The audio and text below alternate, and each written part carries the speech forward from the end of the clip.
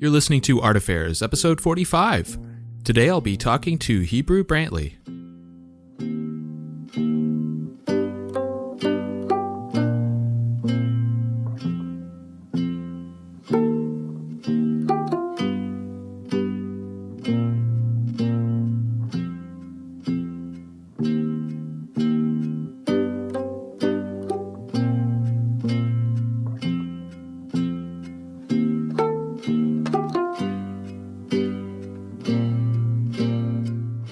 Alright, so my name's Michael Faith, and this is Art Affairs. Art Affairs is my attempt at shining a spotlight on the many wonderful people that make up this amazing art community, featuring conversations with artists, gallerists, curators, telling their stories. You can dig through previous episodes, complete with show notes, at artaffairs.podcast.com, but the best way to stay plugged in is to subscribe on your favorite podcast platform. And if you're really enjoying the show and want to help support what I'm doing here in an even bigger way, check out the Art Affairs Patreon.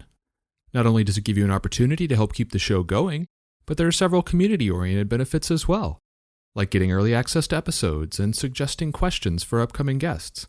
You can find all the information about that at patreon.com/artaffairs. You can also connect with the show on Instagram and Facebook at Art Affairs Podcast. On Twitter, it's art_affairs. All right, so today's guest is artist Hebru Brantley.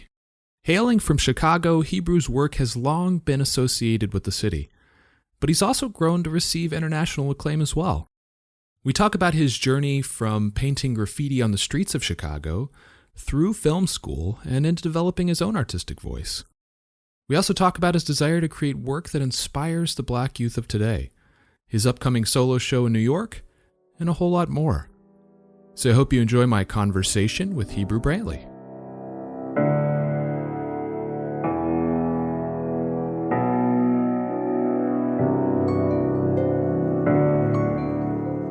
Hebru, welcome to the show, man. It's great to have you on.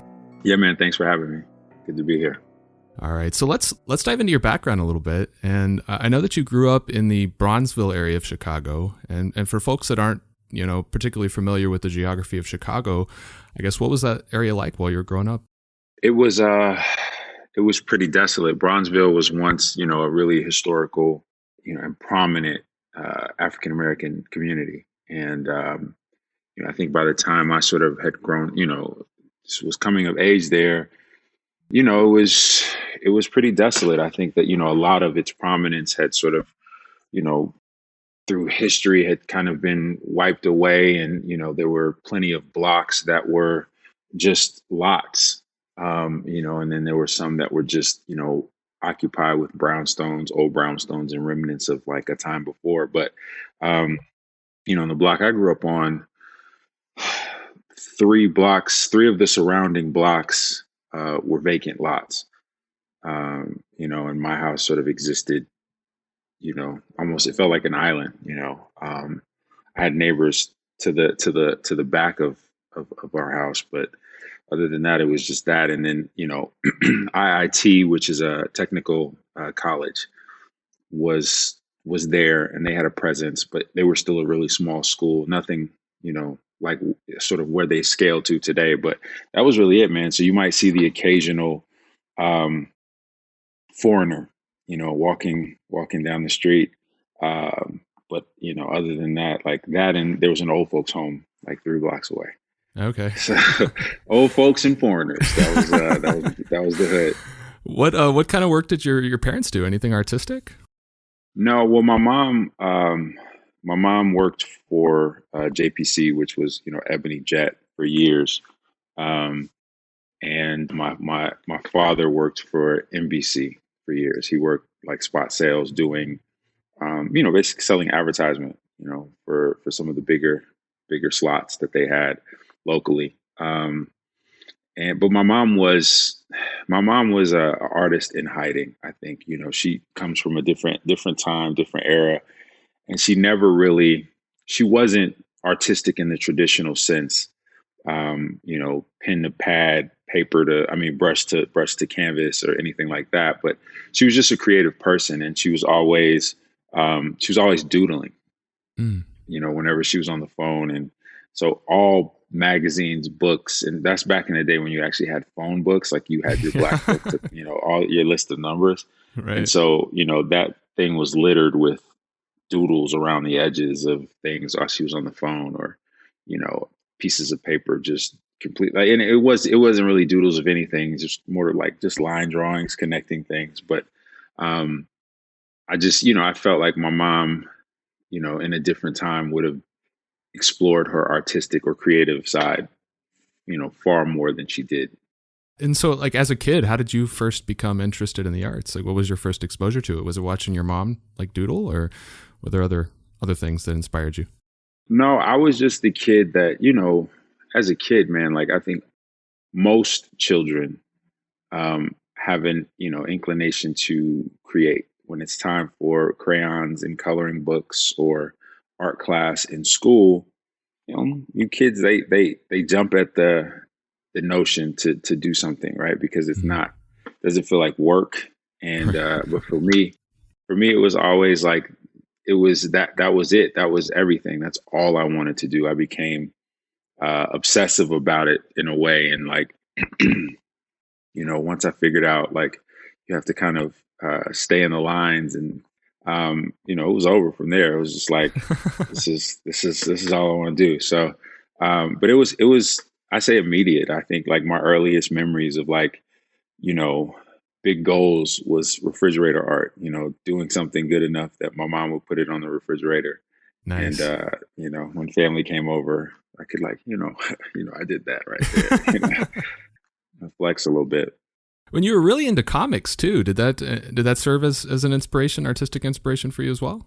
Yeah, but that came later. I mean, like that was like ages 9, 10 when I first found comics. And I first found comics through my mom. My mom grew up reading like Archie, Jughead, Betty Veronica, all that stuff. And so she introduced me to that as like a gateway to everything else. So, did that for a few months. And then I found like, oh, there's other stories that talk about people with powers and all these other things. And so that was far more intriguing than like the soapy, Riverdale stuff. And so Yeah.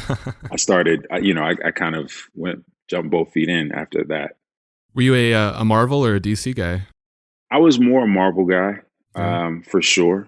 Yeah, for sure, more of a Marvel guy. I went deep with Marvel. DC, I didn't do much. I did like the basic guys at DC. I did, Batman, some Superman, some Flash, a little bit of Justice League. Um, but yeah, that was as far as I went with DC. I just Marvel just had better stories, better heroes. DC had better villains, I thought, but Marvel always had like, again, it was the X-Men being a metaphor for racism and civil rights movement and things like that. Not knowing that at the time, but I really believe that like that outsider mentality, which was shared by me and a lot of my friends, is echoed in those books. And it's like, without realizing that you're picking up on that, I think you kind of do, and it just becomes, you know, just good fodder for storytelling. And Yeah. One of the things that I always liked about Marvel, and I think what makes them more relatable, is their heroes are always flawed. I mean, they were like yeah, real people that had real people problems. When you see this god like Superman or Wonder Woman, like, how do you relate to that? no, exactly. They were definitely more grounded and felt real. I mean, you know, one of their biggest heroes, Spider-Man, who's like, I'm just trying to make rent, and Yeah. I gotta go save the world on Tuesday, and then go back to work on Wednesday, and then try to balance school and a girlfriend, yada yada yada. So yeah, absolutely. I think that their grounded nature definitely made for more appealing, characters.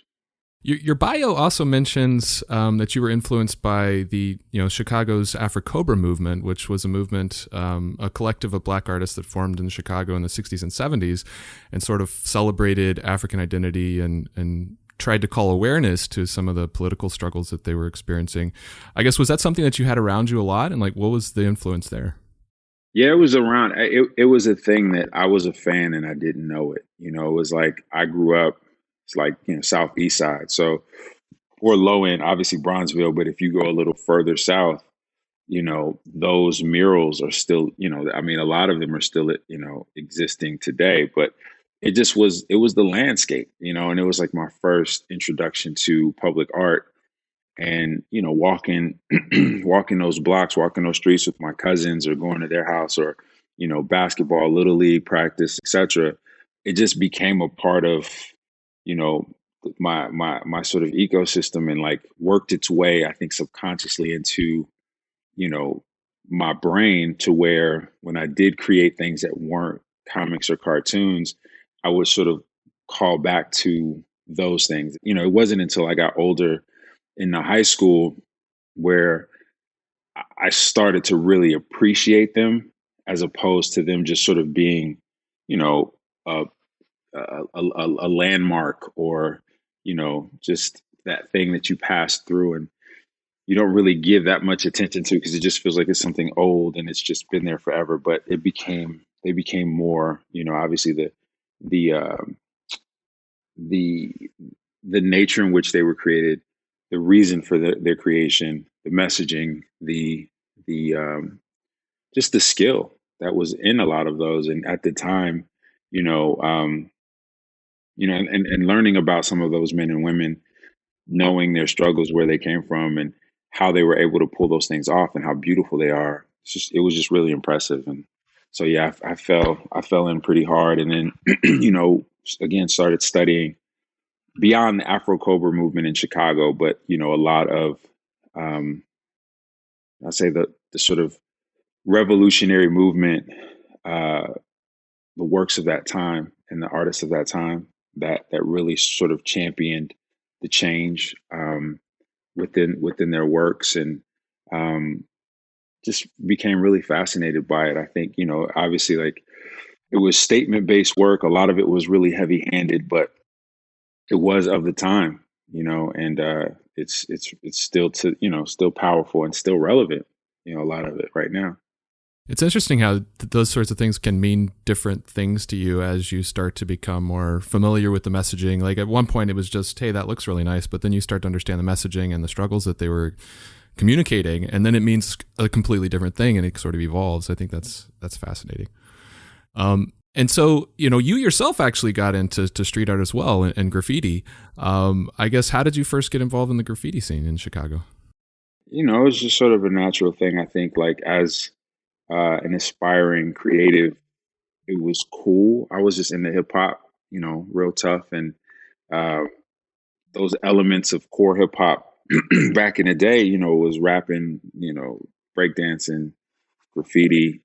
Uh, Art was always a thing that came natural to me, or a thing that I naturally loved the most. And so, I was really interested in graffiti. I was less interested in traditional graffiti, as it existed in terms of, wild styles, letters, things of that nature, but more interested in characters, and their sort of articulation of, like, you know, there was like a rhythm and a language that they had, in traditional graffiti form, like the b-boy poses and stance, whereas, like, it was just dope. It borrowed from different forms of art, but it was still its own thing. And then it also, took root and origins within, comic book culture, and things of that nature. So being able to just do that and see that on a large scale became really appealing to me. And so, that's, as I went out with my buddies, or we did certain things, that's always where I wanted to be. Like, let me be the connective tissue between your wild style and your piece. I'll do a character here, one at the end, one here, blah blah blah. Because I always felt like traditional graffiti was a bit limiting. The stuff that the guys were doing over in Europe at the time, was groundbreaking. They really pushed the medium, but the stuff Chicago, God bless us, we were always a step or two behind, a day or two late. We were sort of the kid that got the information after it already had circulated around the class, and we showed up late to the party. So it was just, I think a lot of guys in Chicago were still operating from excuse me, an older playbook. And then you had guys like, Carlos Rolón Design, who was pushing that medium. He kind of arrived there in b-boyism, but then pushed that shit to a whole nother level. And watching him do it, and without even knowing who he was, but just seeing some of the stuff, was like it kind of had a little light bulb effect where it was like, you don't have to stick so rigidly to that formula of character, wild style character, blah blah blah. You can you can go anywhere with it. And so as I started to grow older and getting into high school and out of high school, the notion of doing other things, just putting art on walls as opposed to labeling it graffiti or having it be a certain, having it have to feel or be a certain way was more appetizing to me. Interesting. So growing up, was it always your dream to one day become an artist? Like, was that something that you had your sights set on even at that point? Or was it more of something you just kind of treated as a hobby and did for fun? Well, I think in the back of my mind, it always was. I think that I don't know if I thought it was possible or plausible because I didn't know any Black artists. I didn't know any professional Black artists. And the one artist I did know was working in comics and animation. And so I felt like, oh, well, shit, I could, maybe I could do that. But I never was,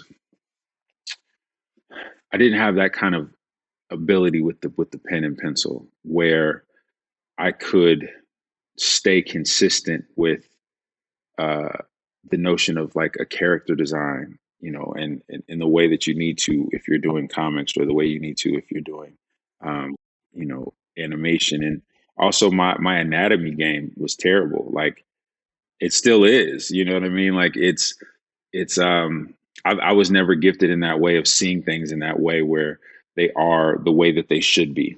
Or even just a slight extension.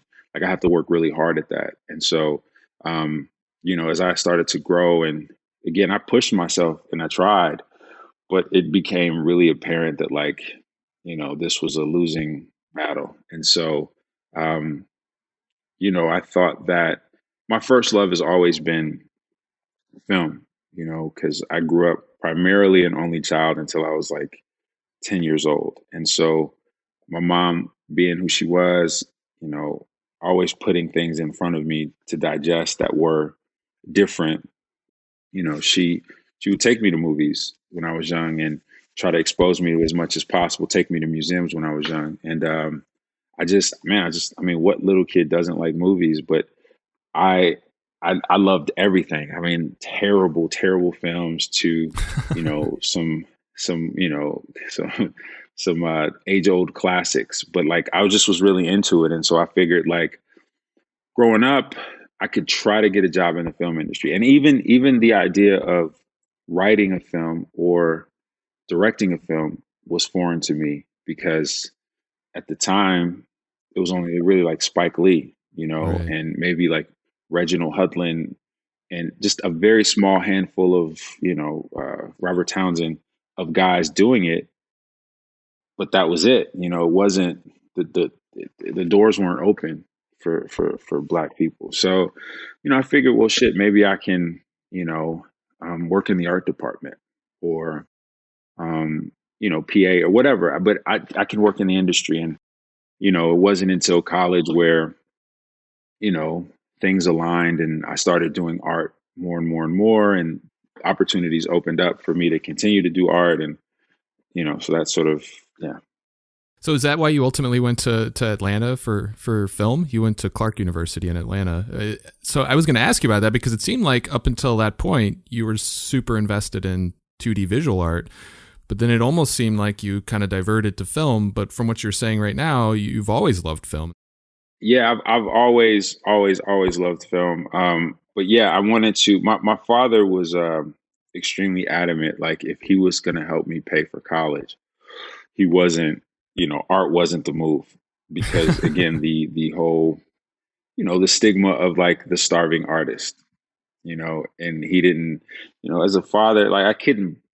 And at the time, I didn't understand, and I was pissed. But you're looking back, and as a father now, you don't want your kids to struggle. You want, a little struggle's good, but you don't want them to go through their lives struggling. You want them to be able to figure it out and walk on their own too, and you know, be comfortable, find some comfort in life financially. And he wanted that for me. So I think, him looking at my second choice in school, which was Clark Atlanta, as a good compromise, because I think he figured, well, at least he can staff on a production. He can get the required skills to learn how to do a thing and then get a job in the industry and yada yada yada. So, but I chose Clark because I was chasing Spike. To be honest, it was like I wanted to walk in those footsteps, and so he went and did all his undergrad classes at.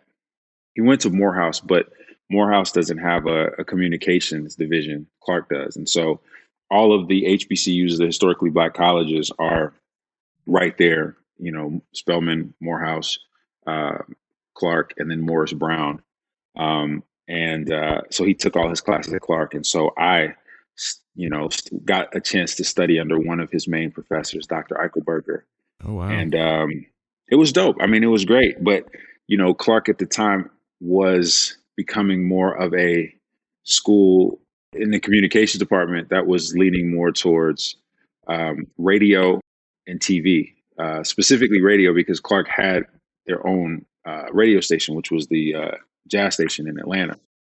And they also had a public access, channel that they would run out of Clark. And so it was leaning more towards that. So the things that we did film related were mostly, on our own. It was just guys getting together, and, making short films and, just borrowing the equipment, on the weekends or, times when we weren't supposed to have it, or, being in the lab, editing and stuff when we weren't supposed to. But it was by hook or crook, but we kind of, we learned through each other. That was sort of the education there.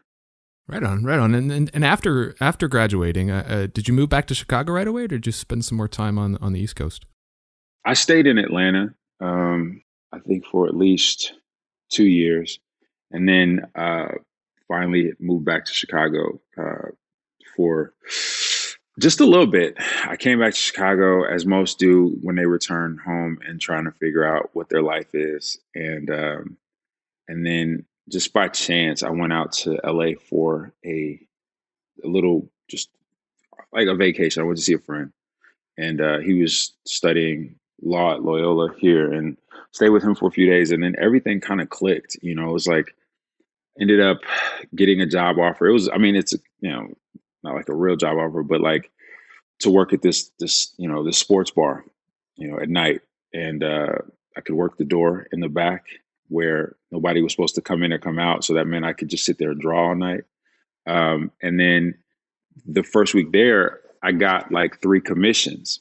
And, just kind of looking at it, I was like, well, I could take the money from these commissions, pay my rent in Chicago. And then my buddy said, I was basically couch surfing, but, give him some money so that I could stay a little guilt free, and not be that guy. And just sustain for a month or two. And that kind of went on. And I ended up being out here for a year. And then finally, went home to visit after a year, and ended up staying in Chicago for quite some time after that. Right on. And I know that you were also doing some commercial design and illustration work right out of school. I guess tell me about that. What sort of work was that? And was that like a freelance job, or were they staff positions? It was all freelance. I mean, it was like, I was in school around the height of like Southern hip hop boom. And so, there was a music video being shot every day, it felt like, and so there was a little opportunity there to like, again, if it's PA, if it's, art department, storyboard work, which I did quite a bit of storyboard work in the beginning. And then, because a lot of the videos were the same. It was, slow pans and slow motion shots of, you know, champagne pouring and posturing, everybody trying to look cool. But it was just, it was a good opportunity to kind of be in that. And then, when certain movies came around and um, they needed a mural done or random things, I had friends in the industry at that point, so I would get a call to do little odd jobs basically for different productions. And so I guess how did you, starting with that experience, your experience painting graffiti growing up, your degree in film, how did you ultimately transition into developing your own studio practice and, focusing full time on your personal artwork? Well, it kind of started when I was still in college. I've told this story a few times, but um, there was a huge boom for custom painted shirts, but also like there was a company called Mesquite. They were doing the puff paint shirts, and like a lot of the rappers and guys wore them, and they were charging a pretty hefty ticket at the time for the shirts, and so I started doing them as well. But I was doing more things that were like character based, less designy stuff, but like things that were a little bit more specific. And so there's a lot of college students with disposable income, and I happen to be, in Atlanta, where you've got like, amongst the HBCUs that were there, you have like Georgia Tech, Emory, Georgia State, and I started doing a lot of these shirts, and then elevated from there to doing like shirts, hats, jackets, etc. And so it became a real business really fast. And so I started to bring in some of the like kids from like the local college, our colleges, I should say. And I was basically running the operation out of my apartment. My whole living room was like a little sweatshop, and we were just like knocking through these designs, and they were sort of mimicking my designs, and I kind of showed them how I did it, and it kind of started there, and it was just like, it kind of got the wheels spinning a little bit that you know this was an opportunity to stay in a creative space, and at the same time I was painting. I was doing works on canvas at the house, but they were all terrible, and still trying to develop and find my voice. But I was making money enough to pay for school through that business, and sort of kind of hit a lick in terms of like jumping onto something that was extremely trendy at the time, but monetizing from it. And then um, I think that was sort of the thing that led to me wanting to, because once that sort of died and I graduated from school and I didn't need to really hold on to so many people and started doing more exclusive stuff for different entertainers, I kind of cut back on the clientele. Plus, I wasn't in school anymore, so I didn't have to like share my time. And so, between doing those things that I knew I was going to make a little couple bucks off of, I was making artwork, and was able to at that time. It was a lot of friends and acquaintances that were getting into the film, television industry, getting their first little jobs. And so, when they got their first little apartment, they come by painting for me for a couple $100. And, that really planted the seed. And I think, there was a few moments where like, some of the homies that I really respected, obviously their taste and who they were and their stature, like, came and bought pieces from me. And that was a big moment in terms of, it's like bringing about a confidence that this thing that there's something there that I could do this. And so to answer your question in a very long-winded way, it started kind of from there. And then, as I moved to LA, it was by hook or crook. So, I was painting out of a dusty, dirty, old LA style cramped garage every day. And then at night I was just working like, the job at the sports bar, at the club.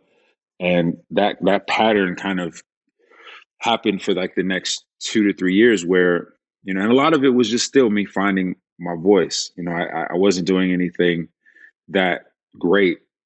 I was able to sell some stuff here and there, but I was relying on that check, as well. And then I just, man, I kind of just taught myself, all the programs, Photoshop, Illustrator, etc., and was just determined to sort of stay in a creative space. I'd gotten into a fight at the clubs that I worked at, and I severed a nerve. I fell Oh, wow. on a manhole cover. Mm. My elbow hit it on my right hand side, and I didn't realize that it basically ripped all the skin off of my elbow, and had a little nerve damage. And so I just got really nervous. This is Yeah. the golden hand, and I Right. didn't want to jeopardize that. So just went. It was motivating. It just went and made me work a lot harder at my creative, and then eventually I started doing stuff like teaching. I was teaching like in a program in Chicago called Little Black Pearl, and I was running the painting studio there for like a year and a half. And all the while, I mean, I was working during the day, but every night I was just painting like a madman. I was painting like a man possessed and drawing, and then eventually, it was just that thing where when I left Little Black Pearl, I was just determined not to work for anybody anymore. And that's sort of around the time I met the Joe brothers. And they are, I don't know if you're familiar, but they're Chicago-based artists. They're from China originally. They're brothers, hence the name. But they came here in the '80s and were extremely, extremely successful in the art world. And developed a incredible studio practice and made a bunch of money to the point where they bought damn near the equivalent of maybe 2 blocks Oh, of wow. property in Bridgeport, and converted one into a massive studio live workspace, and then bought one half of the Spiegel's factory buildings and turned it into a art center. And they had studios there. On the first floor they had their main gallery, and I'd met them just on again through my mom. It was like she saw this. She read about them, found out that they did studio visits. We did a visit. I talked with them. They told me about what they had going on, and they had some space. I ended up renting space from them, and initially in their gallery, it was three galleries in the building at the time, but their large gallery was meant for masters. It was the Mm. gallery that they showed in, between big shows that they had. They would have their work in, and then they would have different masters from around the world in dealing with all types of media. And I was able to, within like a year and a half, again, I was just working just feverishly. And within a year and a half, they kind of saw that, and I was able to convince them to give me a show in that gallery. Nice. And they did, and that was a real major sort of turning point for me in my career, because to date, that was the biggest show that I had ever done, the most ambitious.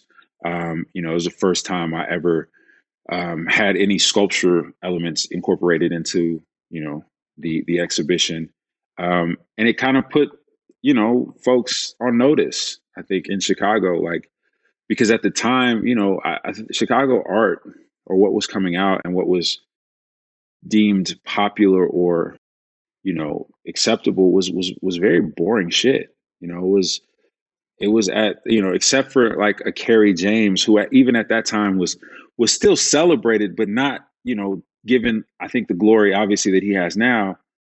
But it was pretty boring. You had Theaster Gates, who was sort of just kind of coming up, and Theaster worked at Black Pearl right before I did, and he left like a year before I did, and that's how I got to know Theaster. And he became a great mentor and brother and a friend to me, in that, and kind of helped give me little jewels along the way of like what to do, what not to do. But my art was so dramatically different because the aesthetic was different. It was speaking to some of the same things that some artists were as well, but it was approaching it completely different. And I think that there was a large group of folks, even now, there's a large group of folks that don't know how to really perceive it. They perceive it one way, sort of face value without sort of understanding the context behind it.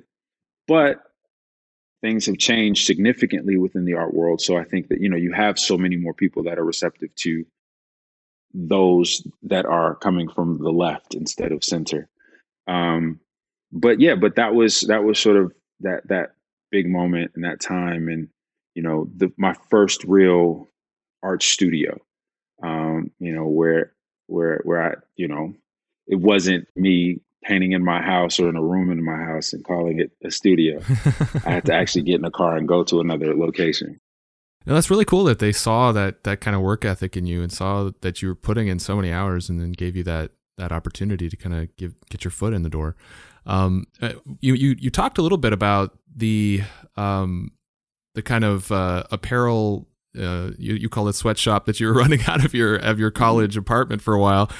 And I was going to ask you about the origin of Hebru Brand Studios, which is, among other things, produces your apparel line. Was that, I guess, inspired by some of those early experiences you had in college in creating apparel? Absolutely. I mean, I think, looking at Warhol is a huge influence on me in the sense of, let me say this, and this might be controversial. I'm not a huge fan of Warhol's work, but Warhol's ideology when it comes to the creation of work is what I'm, a big fan of, and how he got to that point and how he stayed at that point, up until his death. And the thing that I've always felt was that, he never got to, this is going to sound bad, but exploit his own creations. He did in the realm of art and in those walls of the gallery. He definitely got to exploit that in that way. But in terms of the commercialization of merchandising and fully monetizing off that, I mean, now you have countless companies that license Warhol's imagery to put them on everything. And so that was really always super intriguing. And that kind of comes from my collector side, my comic book days, and as a kid of, buying the collecting basketball cards and comic books and things of that nature. And, those things, buying basketball cards made me feel closer to the sport, in a weird way, right? And closer to the athletes in a weird way. And comics, the same thing. Like if I'm wearing a Wolverine t-shirt, like I get to celebrate my fandom and my love for, these characters. And so for me, it was like, I always really loved that idea. And I didn't really see too many artists do it while they were living. Now you have guys like, obviously, like, Arsham, Murakami, Cause, where it's become very normalized that, to do these things. But at that time, it really didn't feel that normal. It didn't feel that, you didn't see it as much, or it wasn't so much, part of mainstream, art practice, so to speak. And so, it was just always a thing that I wanted, like to be able to claim a destination that felt really, for lack of a better, like cool. Hebru Brand Studios, like it's not just one ideal. It's not just one thing. We're not just producing fine art. It's, a multitude of things that I want to come out of this studio, from, fine art to collectibles to other forms of merchandising to, animated shorts to this, to that, to the, comics, etc. Like I never wanted to limit myself in a creative capacity.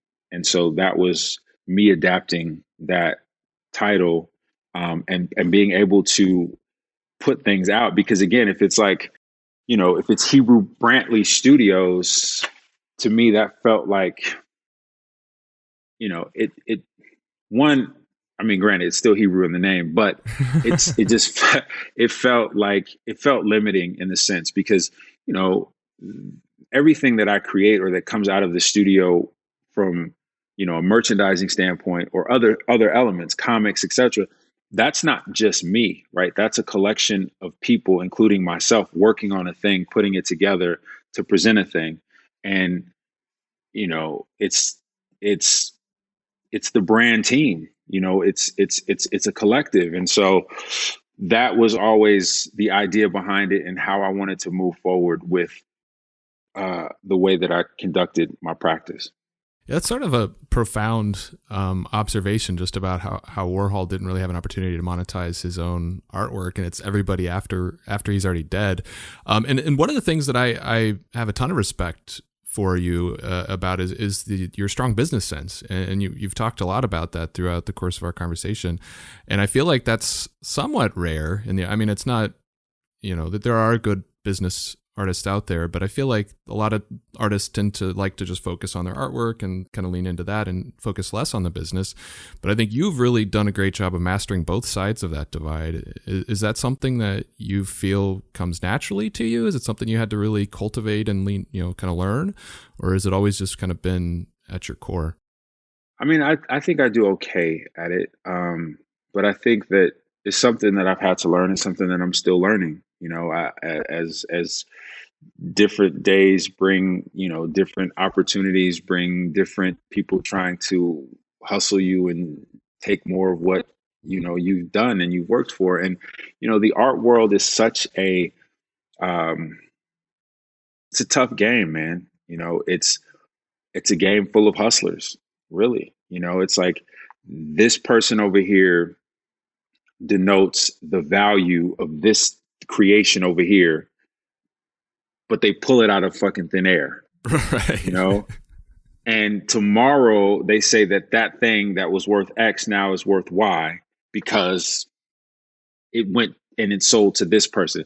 So, with that, it was like, it felt like, again, you're entering into almost like a lawless sort of society or a place without real rules. It has these unwritten rules that you're supposed to abide by, but I always felt like that's bullshit. Those are rules made by man, and man can make other, they're not governed, right? So it's like, right. I can do my own thing. And I always just had a problem with a lot of galleries, especially lower tier galleries. Let me just be clear. Like, galleries, lower tier to mid-level galleries, taking half on what an artist spent their blood, sweat, and tears creating, when all they did was put it on a wall and open the doors, had a few conversations. To me, that does not warrant you taking half of what I've created, right? And it's a vicious fucking cycle because it keeps the artist having to constantly create, just to sometimes just to stay at a certain level, or, just to eat, to survive. And, it takes a long ass time for galleries to pay out most of the time, right? Most of these gallerists, and not all. So, please, again, for those listening and everything, I'm not, shaming or denouncing all gallerists. There are some good ones out there, but most, are self-serving crooks, or have sort of a car salesman mentality. I've got this car on the lot. We move these. I ain't thinking about those. I'm not worried about the customer that bought those until it's time for the new cars to come in. Hey, I got a brand new spanking, and it's just that mentality. So it's like, with the artists being the creators of this product, and also a product themselves, a lot of times, at least in my personal experience, I was left feeling like, okay, thanks, man, great job. All right, boom. And then you don't hear from them until they want to re-up again, right? Or they want the next thing. And then they're your best friends for that month or two. And after that, the relationship goes by the wayside again. And it's just a cycle that repeats. And so for me, it's like, I want to be able to control not only my own narrative, but have the power and say in where and who consumes my work, and also participate in that sale of the work far greater than you're telling me I can. And, it's like, and I say mid or lower to mid tier galleries because it's like, these artists and these folks are starting their career. They're just coming up. Shame on you for taking advantage of, these creatives like that. And the creatives are always the last one being thought of in these situations. And, you know, I call them rich people's pets, Mm. because it's like, oh, let me chart out. And I don't want to sound bitter, but it's just like, this is, in thinking about why my practice is the way it is, it's a part of it. It's like, let's chart. We got this for such and such, and we paid X for it, blah, blah, blah. But you did that. Now you have all these people clamoring because you're the it guy and they want what you have. So they're going to go buy it. But the artist who bust their ass to create this thing walks away with half of that. They've had to pay to ship the work to the gallery. They've come out of pocket for that before there's any other transactions that happen. And then the idea is that the gallery will pay to ship it back to you if they don't sell. Then they hold on to them for months on end, right? You're waiting for payment. And it's a fucked up system, excuse my French. But, for me, I wanted to be able to control that as much as possible and, retain as much on the financials as I could as the creator of it. And, all of that just comes from extremely bad relationships with gallerists and being a part of that world and like trying to play the game right, or the way that it's supposed to be played. You find a gallerist, you work the system, you do that, you go up, you go up, you go up. But, it became a thing where I was exerting so much more energy trying to play the game the way they said I'm supposed to play it, as opposed to playing it my way and reaping more of the reward, more of the success in that fashion. Now, I'm not saying at all like galleries don't have their place and they don't have their purpose, or gallerists don't have their place and purpose. But, I think it depends on the type of person you are. And I've just been that person where, man, I come from Chicago. Like I don't come from a lot. And the things that I have come from hard work, and I understand that and can really appreciate that. And I just don't want, you don't want to do this work and have it be taken for granted or feel like you're being taken advantage of. And that's just kind of how I felt early on, and worked really hard at sort of changing that dynamic. Managing a lot of the business side yourself and having so many plates spinning as you do, how do you still make time to work in the studio and actually create? It's hard as fuck. Like, I am not going to lie and play like it's easy. Being a father, being a husband, being a multiple business owner, and being a creative, is hard. And it just means that there comes a lot of sacrifice of time. Like, I can't stay and hang out and play with my kids as long as I want to. I can't go out and kick it with the homies or the friends or mingle or take certain business dinners because, I've put myself on deadline. I've put myself on notice. I got to finish these things. And, it's really difficult. Like, I'm not going to lie. And, I do look forward to a time where things are a little bit more regulated in the sense that, and it's happening now where, I might do one exhibition a year, and then, work on a film or other projects, along that time, and build myself enough time to accomplish those things in a way that, see them through in a way that I'm happy with. And then also take time off and take time away to spend with my family. The past 3 years, like I've had maybe one vacation, a proper vacation. Like, anytime I travel, it's traveling for a very specific reason, for business, and that intention for, getting there, doing what I need to do, getting right back to it. But it's been tough, man. Like, it's tough on me. It's tough on the fam. It's, I'm fortunate enough to have, a good group of folks around me that help, run the company, that help, take a little bit of that burden off of me. But it's still hard because, I'm the last sort of stop on the way to a thing sort of, coming out, whether that's the smallest little point of merchandise, a sticker, to, a painting or a sculpture for an exhibition, right? It has to sort of pass through me to say yes, or I have to get back in there, retweak, redo. And, sometimes that's tough because it can take, like, I can be working and focus on this group of things here, and then I have to stop and focus on this because this needs immediate attention, and then readjust and come back to that. It's not always easy, because Yeah. again, you're switching gears creatively. You're switching hats. Sometimes I'm taking off the artist hat, putting on the business hat, and it's tough. Like it's tough.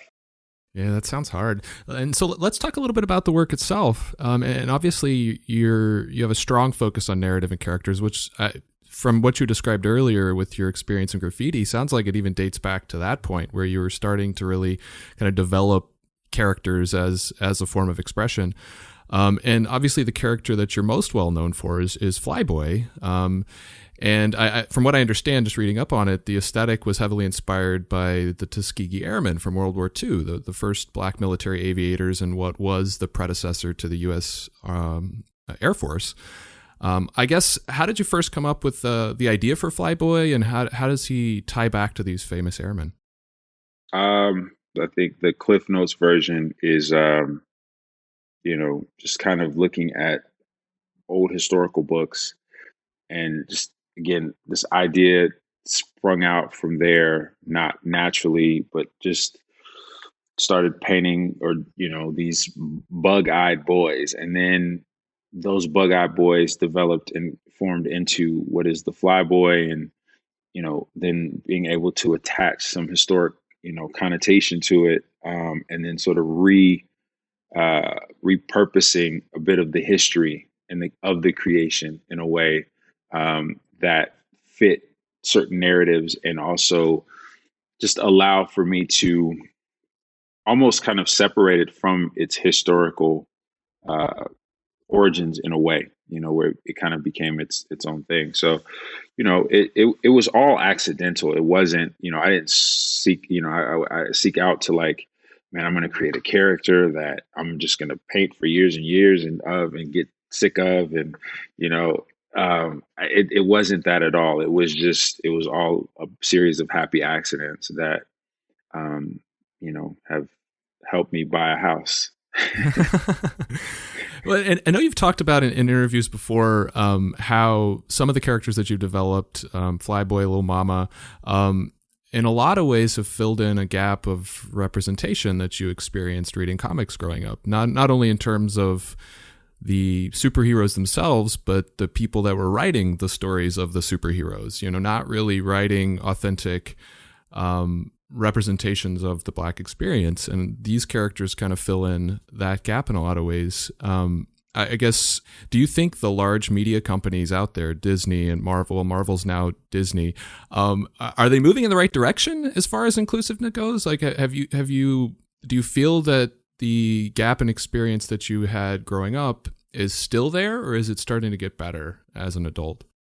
I mean, I think that you have a lot of companies that are making strides. We're not there yet, but we're working towards something different. It's interesting. Could be good. I think the jury's still out. Like, a few crumbs and kernels does not make up for Yeah. years and years of sort of neglect in that way. And it's not dissimilar to the art world, right? Like, right now in the art world, you have collectors and gallerists that just figured out that Black is the new Black, that we're dope. You know what I mean? That we're the shit. And, like, now there's like this rush to collect Black art, Black artists. And, it's let's put away all the old European art and let's get some Black art up here. And it feels good in one sense, but then it also feels like an overcorrection, and it's like, I'm weary only because it's like, I'm nervous that it's a fad, where this boom happens and all of these Black artists who are extremely deserving of their shot, their shine, get that for a moment, and then, you know, this other twinkle happens, and then black is no longer the new black, and there's something else. So again, I say that as a bit of a skeptic, but also on the other side of me, I'm extremely happy and here for it. Like I feel like it's fucking, yeah, it's about time, Yeah. and to bring it back to your question, yeah, I feel the same way in terms of, film and television and other forms of media. Like, yeah, man, like I want to have full representation in these adventure stories, these fantasies, these narratives that typically you know, don't fit me. I was joking the other day. I went to a friend of mine produced, friends of mine, I should say, produced this new series for Netflix called Fear Street, and it's a trilogy of horror films that like happen in different eras. And one of the actors in it, he's been working pretty consistent for some years now, and he has a smaller role in it, but he's a talented dude, and like is starting to really get more parts where he has more opportunity. And it's a moment where it comes down to, these are slasher films, and it's a moment where like there's actually two black men left in a slasher film, and we're sort of in the third act, and I'm like, shit, one's got to go at least. I know it's happening. I'm just waiting for it, but it doesn't happen. Spoilers, sorry. And I was like, it's about fucking time. And again, these small. It's silly, but to that point of like, you know, us having and feeling represented in a real way. Yeah. Less like, let's put a black actor in this part that was a role written for a white guy, right? To check a quota, or let's put this black artist into this show to sort of fill a quota, right? To say, oh, we haven't forgotten about you. So I don't know. We'll see, man. I think history will tell, and time will tell what it will become. I'm hopeful for sure, but also can't help but to be a little cautious and. Yeah. No, I mean, I think that's justified. I mean, to be honest, I mean, we saw obviously the most recent events of people speaking out about injustice was last year's protest and the murder of George Floyd, and everybody was activated for a period, and then the news cycle started spinning and other things started to come up. It's like, how do we not make progress on this when everybody is talking about it, and then it just kind of peters off? So I completely understand that skepticism, Yeah. So I guess as far as how you are approaching talking about these things with your characters, do you find that it's easier to present and discuss difficult truths and make them more approachable when they're told through the lens of child characters? That was sort of Charles Schulz's approach, and I know that you've compared like what you're trying to do with Charles Schulz's. Is that how you're kind of approaching it and making it more palatable, I guess? Yeah, I think so. I think yes to the Charles Schultz comparison. I mean, I think obviously,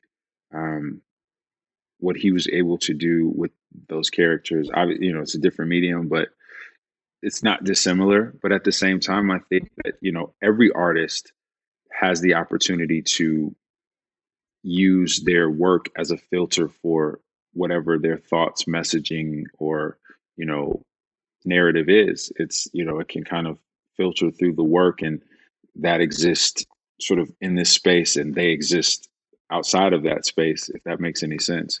But yeah, I think it does become a lot easier to say certain things, add in certain ideas, notions, and so forth, when it is coming sort of through the mouths of babes.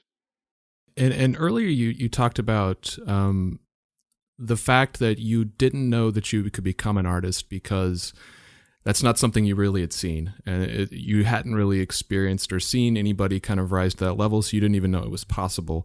And you've also talked about how Flyboy and Little Mama were meant to fill in gaps of representation and make, kind of have characters serve as inspiration for the youth of today.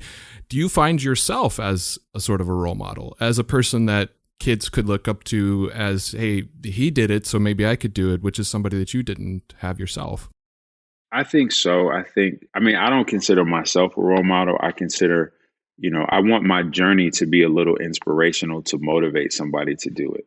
Me personally, no, I think, let the work be the work and you enjoy that. And then you can sort of understand the creator of it. But I, by no stretch, am like, oh, I am a role model. Like, no. But let the work inspire, you know?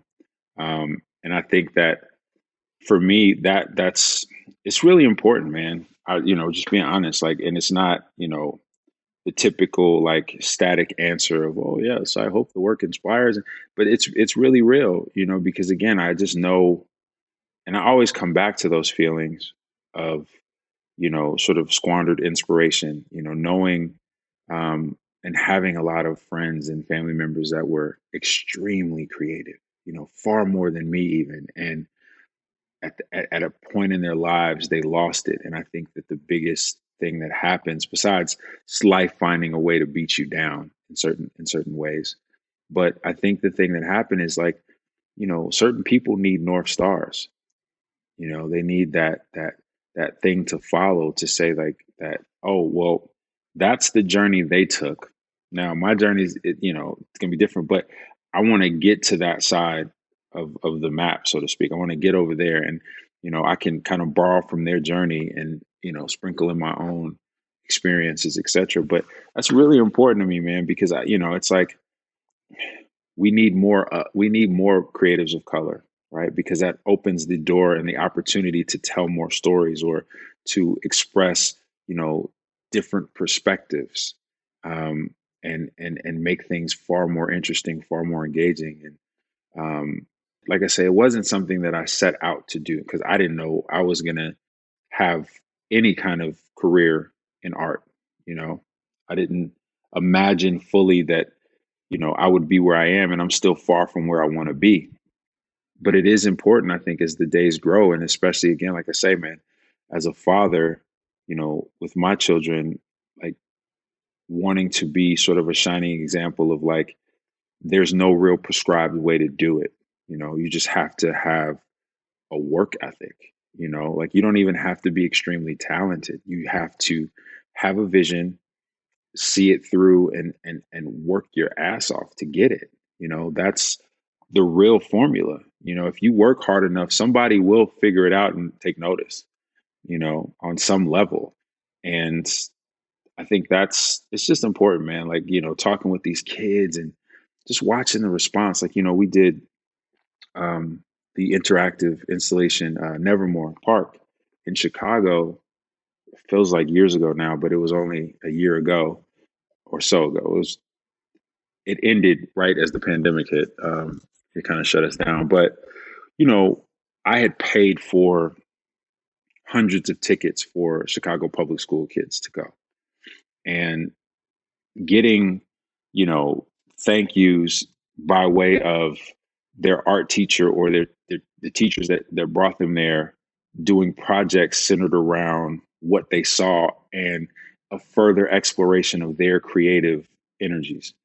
And man, looking at that, it's like, it just goes like, we're born with that inclination in us in certain ways, and everybody's not a visual creative, but there is a creative part to all of us, I believe firmly. And, again, life beats it out of us, and it's like to see these young minds, like, just unfiltered, just going in and creating, is beautiful, man. It's like, Yeah. it's one of the most rewarding feelings you can get, you know, to see how you've touched, if not but for a moment, certain people with the thing that you do.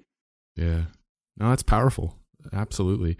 So let's talk about what you have coming up. I saw on your Instagram you have a new solo show coming up in New York in September. So I want to talk to you a little bit about that. What can you tell me about this new body of work? Well, yes, I have a solo show in New York City. Haven't shown in New York in many, many moons. This will be the first time in a while. It's going to be interesting. The new body of work is was primarily created around, the time of the pandemic, um, where, I felt like the world was on fire, and um, also sort of took a step back and evaluated the work that I have been putting out to date, and feeling that I had only taken very small swings to tell or sort of articulate a point of view. Um, I think my narratives have been a little one sided and a little short sighted, and so I just wanted to take the time to, like, man, and I don't mean to sound arrogant or anything, but like I draw and paint every day, you know, whether good, bad, or otherwise, something's coming out, and there's a lot of stuff that I want to say and do, but in the art world, there is the idea that's like, you don't want to create brand confusion, in the sense of, you don't want to be noted for this thing and then you go completely over here and you do something that's like, what the, it's like, what the fuck happened? But I think when the pandemic hit, it was a time for me to sort of pull back the notebooks and look at certain things that I had done, sketches that I had made, small paint studies that I had done, that I never put out. I never showed. I never really shared. And I wanted to just do a show and an exhibition that kind of veered a little away from the things that I was noted for, in a way that said a little bit more. And, I got really into Robert Colescott, who is a pretty well known Black artist. A lot of his work was extremely satirical, political, and you know, uh, just a little heavy-handed at times. But I think the way in which he composed his work, and also the satirical nature of his work, you know, made it feel a little lighter at times, when the topics and the narrative was it was pretty heavy underneath. And so, looking at that, being extremely inspired by that, I wanted just to create a body of work that sort of reflected some of those notions, and like channeling the same energy of Robert, in that way. And again, departing a bit from the space that I've been in for a while, because I feel like, it's one of those things where I can always go back to that. I know that that's secondhand, and it's fun still, but I wanted to challenge myself. And so I think that this show is me sort of challenging myself, and also stepping all the way out of my comfort zone. Um, like, again, I walk around and I look in the mirror and tell myself I'm the shit, but sometimes you don't always believe it. You can say it, but you don't always believe it. But with this, I think it's like, I wanted to find comfort in the uncomfortable, like really, really challenge myself to do something that felt different enough, that felt like another, if it, I think it's uncomfortable because it feels more personal to me, in a way where it's like you're kind of showing people, it's like reading a page of your journal, like that type of shit, where like, you can get super detailed about your thoughts, your insecurities, and etc. in there, but you don't really, that's not something for the world. And so this is a bit of that, in a way where some of the stuff is masked within, its satirical nature. Some of the stuff is right there, but it's different, and it's fun for me, because it allows me to flex another muscle creatively that I haven't allowed myself to do in this scale. Does the show have a title yet? It's dark fiction. Dark fiction. Nice. How many pieces do you think you'll have? Um, It'll be somewhere around maybe about 15 like large scale works, a few sculptural works, and then some smaller studies and works on paper and things like that. Um, but a lot of the work is they're pretty large in scale. Like I've definitely sort of scaled up for this, because um, I don't know. I think that that sense of grandeur, to me, helps kind of reinforce the idea or the narrative a little bit stronger in smaller pieces with more specific for this particular show, for this thing. So yeah. Do you think you'll do more of that kind of off-brand sort of experimentation and exploration? Yeah, I think so. I mean, I've had so much fun with this that,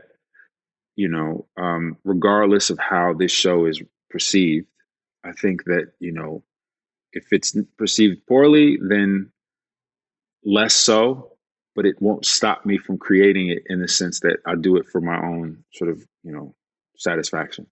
I'll forever create this stuff because I have been for years. But again, this is the first time me giving it to the public and sort of showing it. Do you feel a sense of pressure about staying on brand? Like it's something that kind of goes through your mind a lot as far as are people going to receive this? Do you think about the audience and the reception?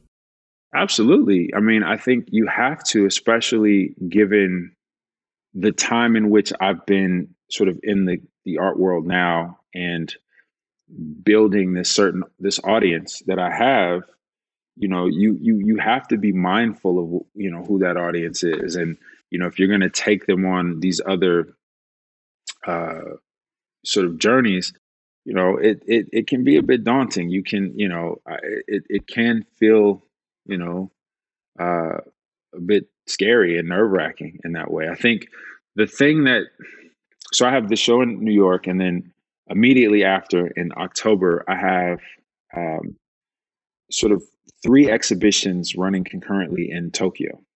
Oh, wow. And that sort of focuses on a very specific theme, but that feels more like, it feels very familiar to some of the work that I've done in the past, right? It's an extension of it, right? It's sort of an evolution of it, but it's still very much an extension of the journey everyone knows me for. So I think that having New York and Tokyo so close together, it takes a little bit of the pressure off, because it's like, well, if you guys hate me now, maybe you'll like me again in a month. I don't know. So, so like it's like, sorry, I lost you. Come back here. Look at this. But yeah, I think, again, man, it's like, you never know until you try, and, it's just time. I just felt like, again, man, going through what we've all gone through over the last year. Yeah. Life is short, man. It's short. And so I want to be able to express myself in as many different ways as I can before my time is up. For sure. Yeah. So what's the opening date, and what gallery is hosting it? So it is, shit, man. Now you're asking me like the tough questions. It's September I'm trying to pull it up on the calendar. September 4th. And it is at Ross Sutton Gallery in Soho. Okay. Are you going to be able to make it out to the opening, you think? Yeah, I mean, that's the plan, be there for the first day, and then if people hate it and hate me, then I probably won't be there for the second. I'm sure it's going to be fantastic. I mean, I saw one of the pieces that you showed, and it looked great. So, I mean, definitely a different direction, but I think any of the fans of yours that have been here along the way would enjoy it. So, best of luck with that. I think it's going to be great. Oh, I guess, where can people find you online and keep up with the latest with what you have going on? Well, HebruBrantley.com, .gov, .net. No, just I'm primarily just on Instagram, so Hebru Brantley, and you can find me there and kind of follow, and everything that I have going on is always announced through there. So awesome, very cool. So last question, and this is something I like to ask everybody. Yeah, who is one artist that you'd like to see me have on the show? Well, good question. I mean, there's a ton of artists, actually. I'm trying to think of one. I don't know, man. I think like going towards some of my favorite artists, like a Derek Adams, a Nina Chanel, a young budding artist who's one of my new faves, Brandon Denier. Going completely left of that, like a James Jean, a Mad Saki. I don't know. I don't know if those are easy or hard gets, but you'll figure it out. You got it. Yeah. Uh, Awesome. Very cool. Hebru, thank you so much for joining me today. It's been a real treat getting to know more about you and your work. I really appreciate it. Thanks for having me, man.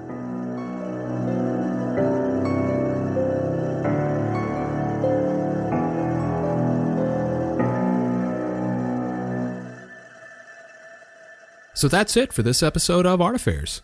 I hope you enjoyed my conversation with Hebru. One of the more powerful things that I came across while doing research on Hebru and reading some of the interviews that he's done, and we talked about it in our chat a bit as well, was how the comic books of his day weren't really doing a good job of representing him or the Black community, most obviously in their lack of Black superheroes. But even more than that was the absence of Black writers, Black creators. So even if a story had a Black character in it, it was written through the lens of a white man. And so naturally, that was very inauthentic. It was the Black experience from the perspective of a white person. So of course it's going to cause people to feel left out. They didn't see themselves in those stories. But then also how Hebru said he hadn't really imagined becoming an artist because he didn't really think such a thing was even possible. He had nobody to look to other than like Jean-Michel Basquiat as an example of someone who's gone down that road successfully. So in a lot of very real ways, he's become an inspiration to Black youth, both in terms of creating characters that are more authentic to their experience, but also being a living example of someone who's beaten that path and paved that road. I'm really intrigued by what Hebru had to say about his new show. Having built such a recognizable, like internationally recognizable brand, and having his characters be known, all around the world can, obviously create a certain expectation for an artist. And I have to imagine it's incredibly hard to give yourself the freedom, to allow yourself the freedom to explore outside of those boundaries. So, I'm personally excited to hear that this show has been an attempt at breaking out of those constraints, and really putting himself out there in a very personal way. So the show is titled Dark Fiction, and it sounds like it'll be opening to the public on Saturday, September 4th at Ross Sutton Gallery in New York City. So definitely follow Hebru's and the gallery's Instagram for more information about the show as it becomes available. So thanks again to Hebru for joining me today, and thank you for checking out the show. I'm truly grateful for your support. And just a reminder, one big way you could help out if you're really enjoying the show would be to check out the show's Patreon. You can find all the details on patreon.com/artaffairs. As always, you can contact me through my website at artaffairs.podcast.com or on Instagram at artaffairs.podcast. So until next time, be good to yourself and be good to each other.